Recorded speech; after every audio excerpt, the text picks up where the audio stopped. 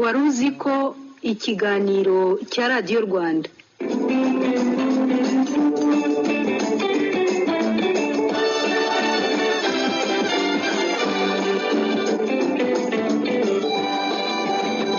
tubashimiye ko murimo kutwumva.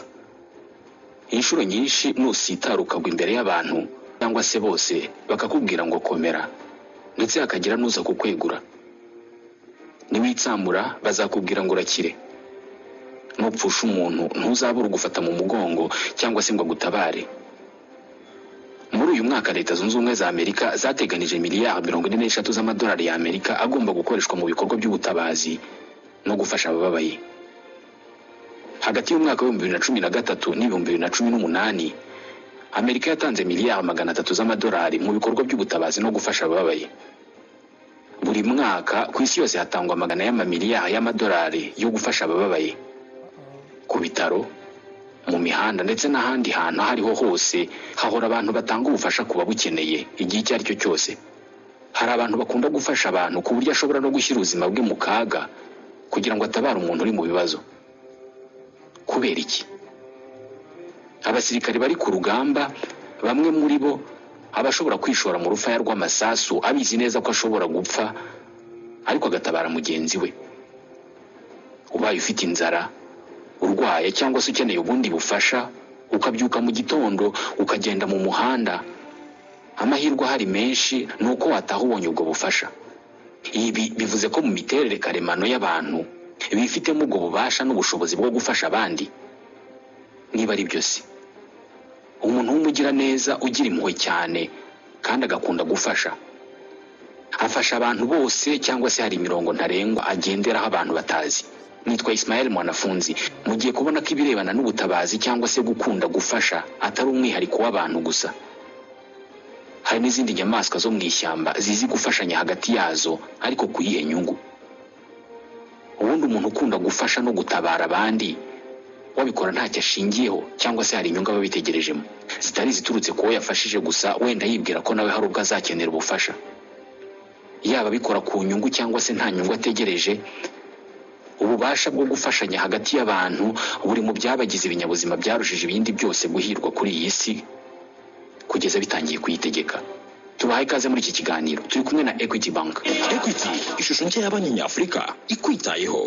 Mbere yo gusoza, bwa Minisiteri y'Ubuzima zo mu kigo cyayo gishinzwe ubuzima RBC. Ikaze.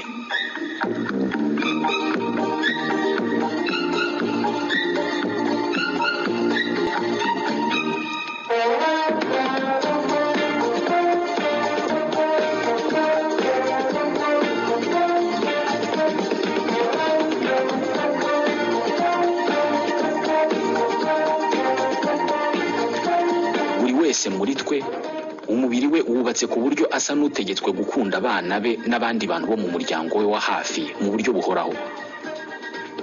Mu myaka 25 ishize, abashakashatsi mu birebana n'ibisigaramatongo bakoreye ubushakashatsi bwinshi mu gice cy'amajyepfo y'Ubufaransa, aho bizwi ko harimo habaye abantu ba mbere mu myaka myinshi ishize, isi itaratangira guturwa cyane. Mu myaka ya vuba, aba bashakashatsi bavumbuye bimwe mu bisigaramatongo bigaragaza uburyo abantu bakigera kuri iyi si nabwo bari bifitemo ububasha, ubushake n'ubushobozi bwo gufashanya ndetse no gutabarana hagati yabo. Bivugwa ko mu myaka 200 ishize, aha mu majyepfo y'Ubufaransa harimo habaye abantu ba mbere, ndetse bigaragazwa na bimwe mu bishushanyo biri mu buvumo bw'ahitwa Lascaux mu majyepfo y'iki gihugu. Kimwe mu bisigaramatongo biherutse kuvumburwa muri iki gice cy'Ubufaransa ni urwasaya rw'umuntu bivugwa ko yapfuye mu myaka 200 ishize. Uru rwasaya bararupimye baza gusanga amenyo y'uyu muntu yari yarakutse yaranashizemo mbere y'uko apfa. Bivuze ko hari imyaka yabaye hatagira amenyo. Muri iyi myaka abantu batungwaga n'ubuhigi, baryaga inyama zikomeye.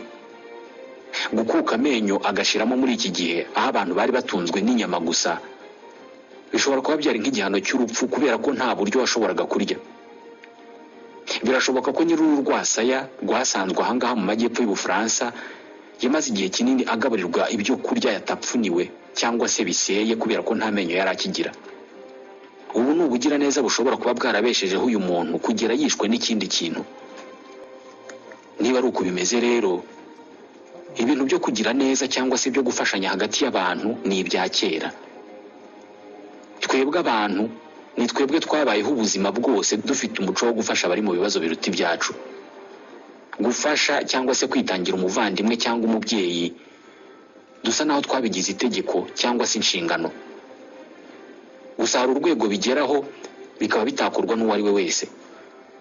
Niwandika muri internet amagambo afitanye isano no gutabara umuntu urimo kuribwa n'intare, uraza kubona inkuru nyinshi zivuga ku babyeyi bagiye biyahura mu nzasaya z'intare cyangwa se izindi nyamaswa z'inkazi bashaka gutabara abana babo bari barimo kuribwa n'izo nyamaswa.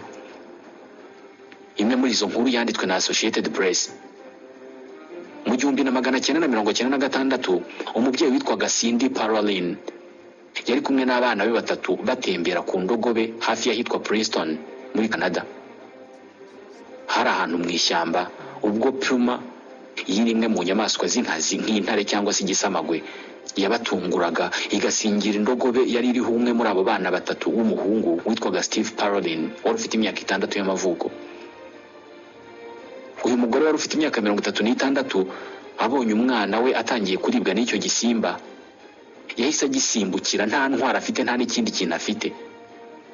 Undi mwana we w'umukobwa witwa Melissa Paroline ibi yarabirebaga.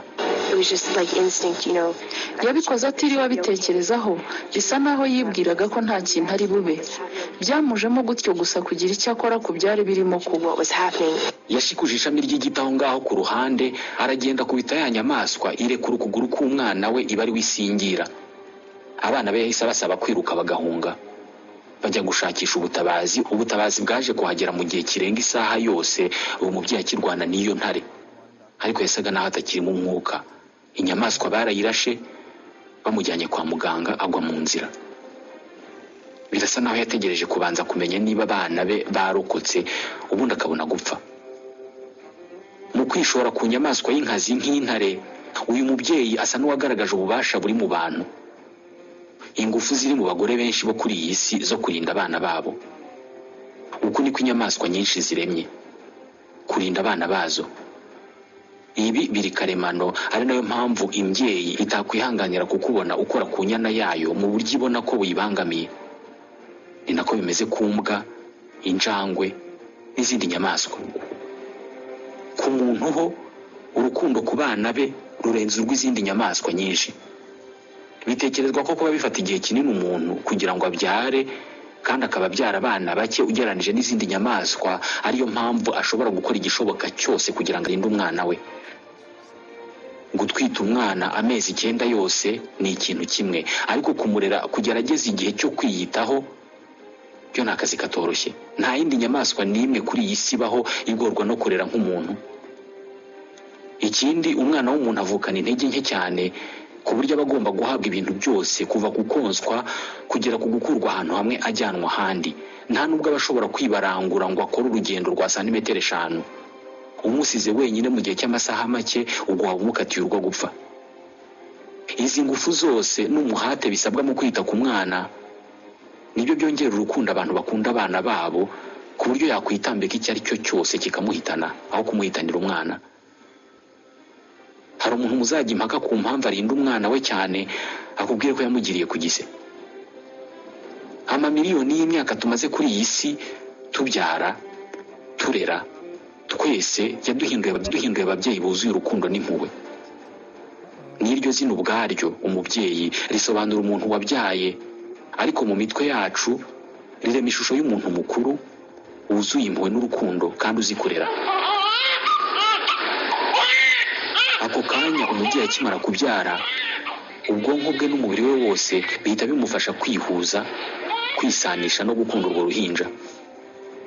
Urufunguzo rw'uru rukundo umubyeyi akunda umwana we ruri mu musemburo twebwe abantu dusangiye n'izindi nyamabere zose, oxytocine. Umubyeyi uri kubise hari ubwo ababara ku buryo ako kanya ashobora no kwibaza impamvu yafashe icyemezo cyo kubyara. Akumva arakariye umugabo wamuteye inda, ndetse ako kanya ukaba wamubaza niba azongera, atabitekerejeho kabiri agahita aguhakanira akakubwira ko adashobora kongera. Mu masegonda make akimara kubyara, umwana akarira, akamukubita amaso, ako kanya ubwonko bwe buhita burekura imisemburo igera kuri 5 icyarimwe. Hari uyu nguyu wa oxytocine, uyu banawita umusemburo w'urukundo. Uyu nguyu uba wanatangiye kuvuka mbere igihe akiri kubise, kubera ko ni nawe ufashe inzira umwana anyuramo kwaguka. Uyu musemburo bavuga ko wongera urukundo kubera ko unavubuka iyo abantu barimo guhuza ibitsina. Mu kuvubuka kwawo nyuma yo kubyara bituma umubyeyi adakomeza kuva, kandi ugasunikira uwo mubyeyi mu kumva akunze uwo mwana, akumva afite ubushake butagira ingano bwo kumwonsa. Undi musemburo wa kabiri uhita uvubuka mu mubiri w'umubyeyi iyo umwana akimara kugera ku isi witwa beta endorphins. Uyu banawita umusemburo w'umunezero. Uyu ni umusemburo ukora akazi ko kugabanya ububabare. Igihe usitaye ukaba urimo kubabara, hari igihe hacamo akanya gato cyane ukumva ububabare burasa n'ubugiye, wenda bukaza guhita bugaruka. Iyo bugiye hari igihe utekereje nko ku bindi bintu bitari icyo gisebe muri ako kanya. Kariya ni akazi kaba gakozwe n'uyu musemburo wa beta endorphins. Uyu rero nawo uvubuka mu bwonko bw'umubyeyi iyo akimara kubyara. Ako kanya agahita ahagarika guha agaciro bwa bubabare, ahubwo akita kuri uwo muntu muto amaze kuzana ku isi, akumva aramukunze cyane. Bimwe yatekerezaga mu kanya kashize by'uko atazongera kubyara ntiyongere kubyibuka na rimwe. Indi misemburo ihita ivubuka iyo umubyeyi akimara kubyara, hari uwitwa epinephrine n'uwitwa norepinephrine. Banayita imisemburo y'ibinezaneza. Nanone bayita fight or flight hormones, rwana cyangwa uhunge. Iyi misemburo ibiri buri gihe ivubuka mu mubiri w'umuntu iyo afite ubwoba, iyo ahangayitse, iyo ashonje, iyo akonje, yewe niyo yishimye. Ni imisemburo ivubuka mu bwonko ku ngano nini iyo uzi kuri ahantu utisanzuye cyangwa hari abantu udashaka ko bakubona. Iyo umubyeyi akimara kubyara rero, iyi misemburo ivubuka ari myinshi cyane, igamije guturisha ubwonko bwe ndetse no kumwongerera ingufu, bigatuma yibwira ko uwo mwana amaze kubyara aruta ibindi bintu ibyo ari byo byose arimo yibwira mu mutwe, bityo ibinezaneza bikaza. Undi musemburo uvubuka nyuma gato yo kubyara ni uwitwa prolactine. Uyu waratangiye kuvubuka mu gihe umuntu akuriwe, ariko ukaba mwinshi cyane amaze kubyara. Banawita umusemburo w'abamama, mothering hormone. Niwo utuma umuntu atangira kwiyumva nk'umubyeyi ufite inshingano zo kurinda uwo mwana. Iyi misemburo yose tuvuze ni ituma umubyeyi afata mu mutwe impumuro y'umwana we, kandi buri gihe iyo yumvise impumuro ye ubwonko bwe buhita burekura oxytocine nyinshi cyane. Murawibuka wa musemburo bavuga ko ari urukundo. Iyi ni imisemburo ivubuka mu bwonko bw'umugore umaze kubyara, ariko ivubuka ryayo riba rigamije kumuhuza n'uwo mwana ku buryo mu buzima bwe bwose ashobora kuzakora icyo ari cyo cyose kugira ngo arinde uwo mwana. Ni imisemburo ivubuka mu bwonko bw'umugore, ariko no mu bwonko bw'umugabo hari ihavubuka. Umugabo wumvise cyangwa se ubonye inkuru y'uko amaze kuba umupapa, nawe ubwonko bwe ako kanya buhita buvubura umusemburo ujya gusa na oxytocine, ariko wo witwa vasopressine. Uyu nawe usunikira uwo mupapa mushya kumenya impumuro y'urwo ruhinja. Bivugwa ko iyo kimara kuvubuka, umuvuduko w'amaraso mu mubiri w'uyu mupapa wiyongera, utuma uwo muntu niba yagiraga amahane muri ako kanya ahita yumva atuje, kandi umubiri we ukuzura amatsiko yo kumenyana n'uwo muntu muto uba ugiye kwitwa izina rye. Uzababona bajyanye indabo ku bitaro. Ibi bintu byose biba mu mubiri w'umuntu mu gihe cyo kubyara no kurera nibyo byongera urukundo ku bana be, kugeza ubwo ashobora kwica cyangwa se kwemera kwicwa kubera bo. Bigomba kuba ari nayo mpamvu umubyeyi akomeza gufata umwana we nk'umwana, kabone n'ubwo yaba ashaje. Izi ngufu n'ubushake bwo kurinda abana bisangiwe n'inyamaswa nyinshi kuri iyi si, ntabwo ari abantu gusa. Birumvikana cyane, buri nyamaswa yabyaye, buri mwana yabyaye, umubiri we haba hatemberamo amaraso arimo 1/2 cy'uturemangingo ndangasano tw'umubiri w'umubyeyi we. Uri 1/2 cy'umubyeyi wawe. Birasa n'ibivuze ko niba urera abana babiri wabyaye, wabigereranya n'uko wifashe wowe ubwawe uko wakabaye, ugahereza ubuzima bwawe abandi bantu babiri bazabubamo mu kindi gisekuru. Impamvu abantu babyara nuko baba bashaka kuzabaho iteka ryose. Abana wabyaye ni ubuzima bwawe washyize mu bandi bantu kugira ngo bazabeho wowe utakiriho. Ugushaka kubaho iteka ryose nibyo biha abantu buriya bushake bagira bwo kubyara. usibye ko batabitekerezaho kenshi. Niyo mpamvu wumva banga ijambo kuzimya cyangwa se guca umuryango. Hari ubwoko bw'injangwe zitwa Sphinx zikunda abana bazo bato cyane ku buryo zinarinda abana batari abazo ariko bo mu muryango wazo.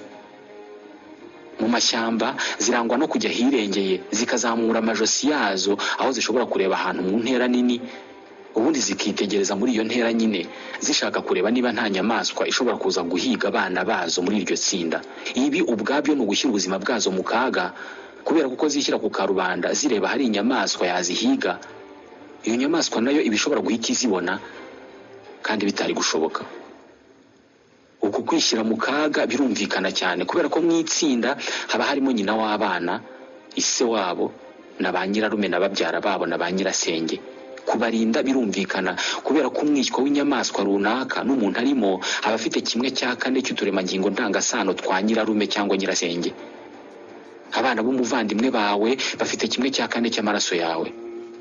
Kubura uwo mwana ni ukubura 1/4 cy'uturemangingo dusa neza neza n'utwawe.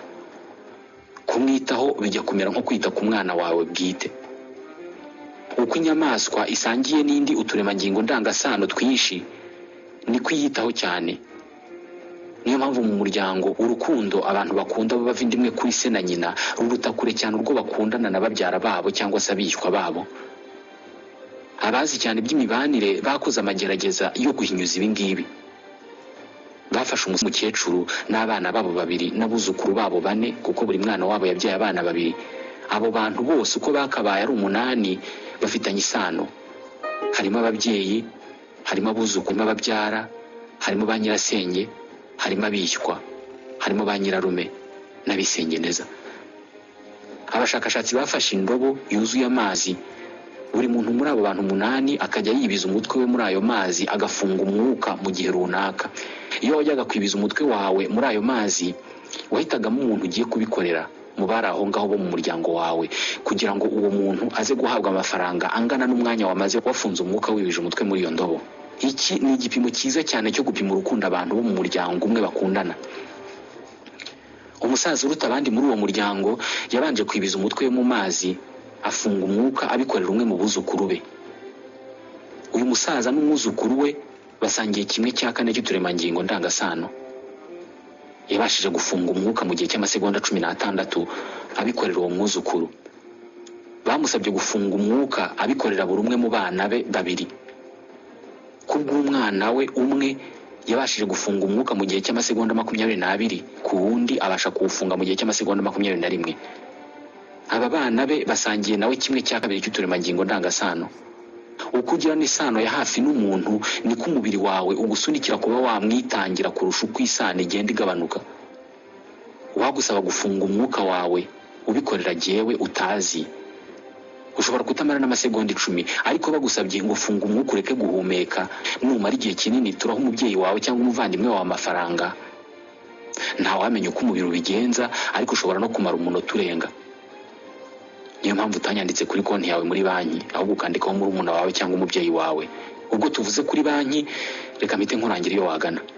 Aha, ese kumaze amasaha ureba muri phone ngo uri kwishyura ubwo nta mahoro? Oya sha, ahubwo urabona nabanje kuyakurira kuri konti ya banki ubu ndayazanye noneho kugira ngo nishyure, ahubwo nyibutsa ya kode yo kwishyura dore ko nishyura bahita bananga. Ubu muri ibi bihe bya covid ibintu byose bituvuna n'ibidukata amafaranga nabyo turi kwikorera social distancing. Ishyura na Equity fasta nta kiguzi. Ishyura fasta na Equity ukanza akanyenyeri 555 akanyenyeri 1 akanyenyeri 1 akanyenyeri kode y'umucuruzi akanyenyeri umubare wayishyurwa urwego. Birihuta kandi nta kiguzi. Equity, ishusho nshya y'Abanyafurika ikwitayeho. Ku bantu inshuro nyinshi iyo bigeze kugufasha umubiri wabo witoranyiriza abakwiye gufashwa cyane cyangwa se mbere y'abandi bitewe n'ingano y'isano bafitanye. Umubiri utiriwe unabitekerezaho ufata iki cyemezo mu buryo bwihuse cyane. Usibye ko hari imiryango aho iri tegeko ridakurikizwa. Mu kinyejana cya 15 mu Bwongereza ibikomangoma 2 biva indimwe, umwe witwaga Jean de Gand, umuhungu wa 3 w'umwami Edouard wa 3 na murumuna we Edmond de Langley, umuhungu wa 4 w'umwami Edouard wa 3 bararwanye bapfa ubutegetsi. ninde ugomba gusimbura se ku butegetsi. Iyi ntambara bayise guerre des deux roses, intambara y'indabo ebyiri, kubera ko buri nzu muri izi ngizi ebyiri, ni ukuvuga inzu ya Jean de Gand n'inzu ya Edmond de Langley, yari ifite ikirango cy'ururabo, rumwe rw'umweru n'urundi rw'umutuku. Bavaga inda imwe. I Londres hari umunara wiswe umunara wa Londres. Aha niho habereye iyicarubozo n'ubwicanyi bukomeye mu gihe cy'ibinyejana by'imyaka. Abicanaga bari abantu bo mu muryango umwe bapfaga ubutegetsi. Abarwanyi 28,000 baguye muri iyi ntambara, bitewe n'uko ubwami busimburanwaho mu muryango ufitanye isano ya hafi n'umwami uriho, akaba ari urusha abandi amahirwe yo kwima ingoma mbere.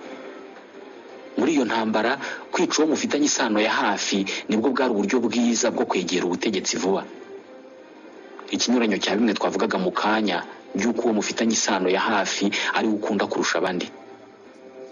Nko muri iyi ntambara, umwe mu bikomangoma witwaga Georges Plantagenet yishwe ku itariki ya 18 y'ukwezi kwa kabiri mu 1878, yicwa na mukuru we Edouard wa kane waje no kuba umwami, amwica amuroshye mu ngunguru ya divayi. Inkuru z'abavandimwe bicana hagati yabo, ababyeyi bica abana cyangwa se abana bica ababyeyi, ntabwo ari izibura. Ufungura internet yawe ahandikwa amakuru, uraza kuhava usomye izirenze imwe. Mu birebana n'ibinyabuzima, kwica umuvandimwe wawe bigomba kuba ari kimwe mu bintu bibi bibaho iyo utekereje ko uwo muvandimwe musangiye kimwe cya kabiri cy'uturemangingo ndangasano. Ni kimwe no kwica umwana wawe cyangwa se umubyeyi. Bigomba kuba ariyo mpamvu babyise kwikora mu nda. Birumvikana gukunda no kwitangira abavandimwe cyangwa abo mu muryango wawe ni ibintu buri wese yakora kandi azi n'impamvu. Gusa rimwe na rimwe bibaho ko abantu biyanga bakitangira inshuti. Mu basirikare bibaho ko ku rugamba hari ushyira ubuzima bwe mu kaga kugira ngo arokore abandi.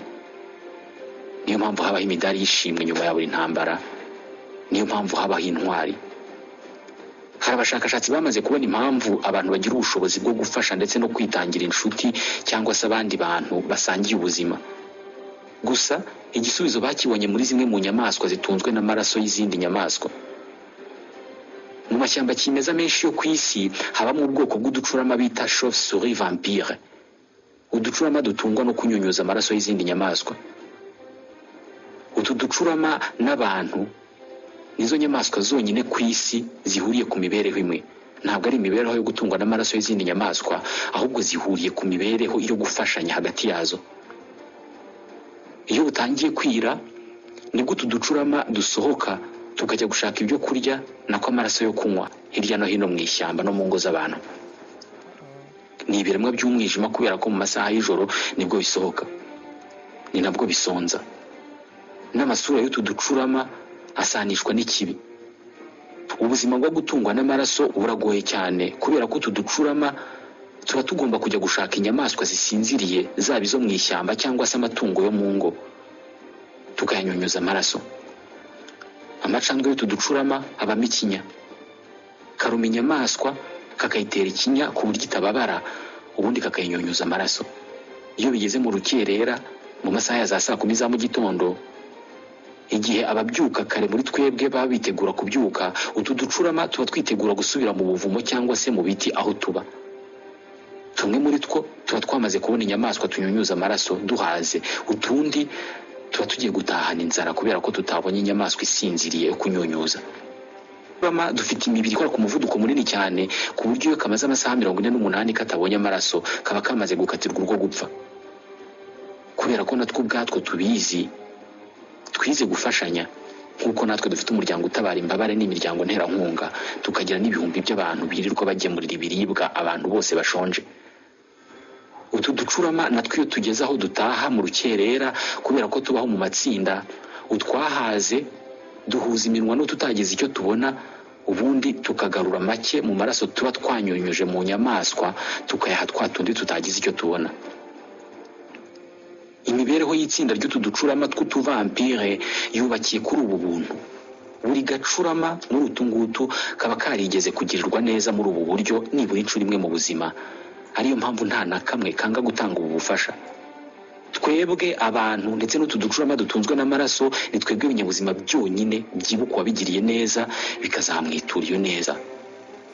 ibi bintu byo kwitura neza reka tubivugeho. Twebwe abantu nta nyamaswa n'imwe iturusha ubugira neza. Kugira neza twanabishakiye izina, ubuntu. Bifitanye isano no kuba umuntu nkaho nta yindi nyamaswa igira neza. Benshi muri twe twumva ntacyo bidutwaye kuguriza umuntu amafaranga yo kugura ibyo kurya bya saa sita cyangwa se kumugurira agacupa kamwe mu kabari. Ariko bidatandukanye n'utu ducurama tunyunyuza amaraso inshuro nyinshi, iyo dutanze tuba dutegereje kwishyurwa cyangwa kwiturwa. Ntabwo tubiganiraho hagati yacu, ariko kugira ubuntu biba bigomba kwishyurwa. Bikishyurwa n'uwabugiriwe cyangwa se abandi bantu cyangwa se n'isi ubwayo, mu rwego rwo kwirinda ko habaho abantu birirwa bafasha abandi gusa bo badafashwa. Tekereza kera cyane abantu bagitunzwe n'ubuhigi, bakirya bavunitse cyane. Kugirira neza umuntu ntakwiture byashoboraga no kukwica, kubera ko ibyo kurya cyangwa se ibyo kunywa byabaga bifite agaciro gakomeye cyane. Ikindi nuko kutagirirwa neza nabyo byashoboraga kukwica. Tekereza umuntu wakutse amenyo yose muri kiriya gihe, abandi bakamwihorera ntibamunombere, cyangwa se umuntu wacitse amaguru muri kiriya gihe adashobora guhiga. Byashoboraga kuba urupfu. Kuvugira neza no gufashanya mu bantu ba kera byashoboye gutera imbere kugera ubwo natwe byatugezeho, kubera ko buri wese muri twe yagiye amenya kugirira neza abandi kubera ko nawe yagiriwe neza.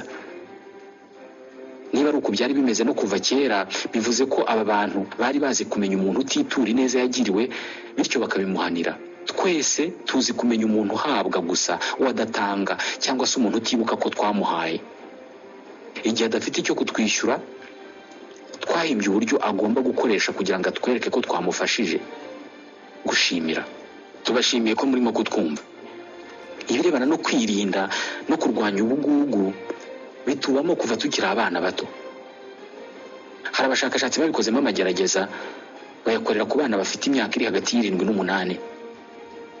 Babahaye shokora 10, ariko mu bana 5 umwe akaba ari uhabwa shokora 10, bakamubwira ngo agabane na mugenzi we begeranye, ariko amuhiza ashaka. Nabishaka bagabane baringanize, cyangwa se nabishaka muhe 1 cyangwa se 2. Gusa hariho umutego w'uko naha mugenzi we iza muhaye akazigaya, akazanga wenda kubera ko ari nkeya, ubwo bose bari buzamburwe. Icyambere, abana bose bahawe shokora 10 ngo bagabane na bagenzi babo, nta numwe wahaye mugenzi we izingana n'izo nawe yatwaye ngo bagabane baringanize 5. Uwatanze nyinshi yatanze 3. Icya kabiri, abazihawe bose barazigaye kubera ko bari bazi ko nibazanga na wa wundi wabahaye nkeya ari buzibure. Bazanze nk'igikorwa cyo guhana uwo ngo wagaragaje ubugugu n'ubusambo. Ibi nibyo dukorera abantu b'ibisambo. Buri muryango uba ufite ukuntu bahana. Gusa nanone birasa n'ibigaragaza ko benshi muri twebwe bagira ubuntu cyangwa se bagafasha bategereje kwishyurwa. Ntabwo buri gihe ari ukwishyurwa n'uhaye, ahubwo hari n'ubwo utekereza ko uzishyurwa n'Imana cyangwa se abandi bantu utazi bakazakwishyura kubera ko ya neza wagize yagukurikiranye. Ibi biri mu bituma abantu babana neza. Turabizi ko udafasha abandi tumushakira igihano, kandi turabizi ko ufasha abandi nawe yiturwa. Ni imwe mu mpamvu abantu bagira neza. Igihe cyose uzasitara ukikubita hasi, abazakubwira ngo komera bakanakwegura, abenshi nta n'ubwo uzaba ubazi. Iyo babonye umuntu urimo kubabara, bamera nk'aho barimo kumva ubwo bubabare. Iyi nayo n'indi mpamvu abantu bafashanya. Iyo ubonye umushonji, ufite ubushobozi bwo gutekereza uburyo inzara iryana. Abazi cyane iby'ubwonko bazi uburyo ubwonko bwa buri wese bufite ubushobozi bwo kwishyira mu mwanya w'abandi bantu. Igice cy'ubwonko bw'umuntu gishinzwe ibyo kwigana ni nacyo gituma abantu bagira impuhwe. Mu bwonko bwa buri wese muri twebwe harimo itsinda ry'utunyangingo tw'ubwonko twitwa neurones miroirs. Utu icyo dukora ni uko buri gihe iyo ubonye umuntu urimo gukora igikorwa runaka, utwo tunyangingo nawe duhita dutangira kugusunikira kugikora. Niyo mpamvu iyo ubonye umuntu yayura, nawe uhita wayura utanabigizemo uruhare. Hari n'abantu babona umuntu ugiye kwihagarika nabo bagahita babishaka. Ni nayo mpamvu hari abantu uzereka ibyo kurya biryoshye bagahita bakubwira ngo urimo urabatera inzara. Izi ni neurones miroirs. ibi rero nibyo bituma hari abantu bamwe bagera ahantu habereye impanuka bagafunga amaso ntibarebe abantu bakomeretse. Niyo mpamvu hari abantu batareba abantu bapfuye cyangwa se ngo barebe filime ziteye ubwoba. Niyo mpamvu abantu babona umuntu urimo guseka nabo bakaba baseka kandi batazi n'icyo arimo aseka, cyangwa babona umuntu urira bakumva n'abagahinda karaje, kubera ko utwo tunyangingo dufite ubushobozi bwo kugushyira mu mwanya w'umuntu urimo kubona. Ibi rero bisunikira abantu benshi kugira neza, kubera ko iyo abonye umuntu ushonje umubiri we uhita umwumvisha ko ari we ushonje, cyangwa se ko atazigera asonza naramuka agaburiye umushonje. Imbaraga zifasha umubiri w'umuntu kumenya uko abandi bantu bamerewe, niba bishimye cyangwa niba batishimye, ni nazo zituma abantu bafashanya cyangwa se bahemukirana. Nizo zituma abatuye isi babana uko babanye uyu munsi. Naha dusoreje iki kiganiro twari kumwe na Equity Bank. Equity